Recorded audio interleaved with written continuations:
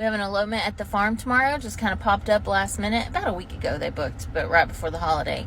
And so in this kind of situation, what I'm doing is I'm going to the floral wholesaler today. The wedding's tomorrow, and I'm going to pick out what I want to use for their arbor and for their bouquet and boutonnieres.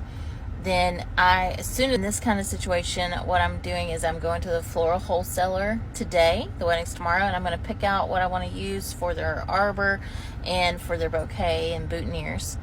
Then as soon as they booked last week, called my baker friend and asked her to please make me a little cake and save it.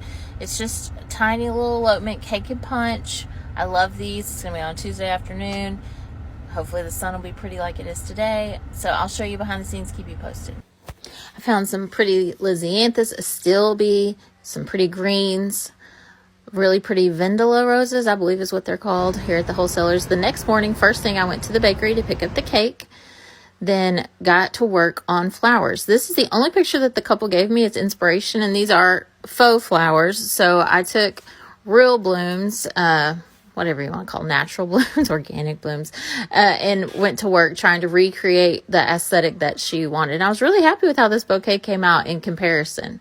Then I made the bridesmaids bouquets real quick and then jumped into making some boutonnieres.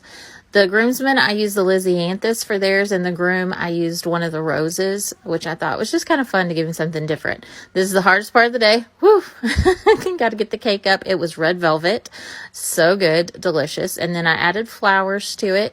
This was enough to feed 30 people, just in case.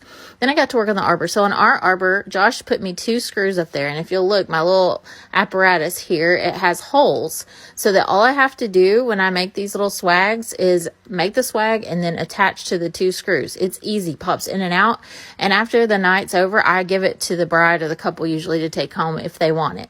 I got all my punch cups set out, got the boutonnieres ready for the guys. Then it was ceremony time. Here she is with her dad walking in. Just a little chapel ceremony, tiny elopement. Absolutely beautiful. The punch was delicious. You'll have to look. I have another TikTok about it. Had a first dance and a little speech.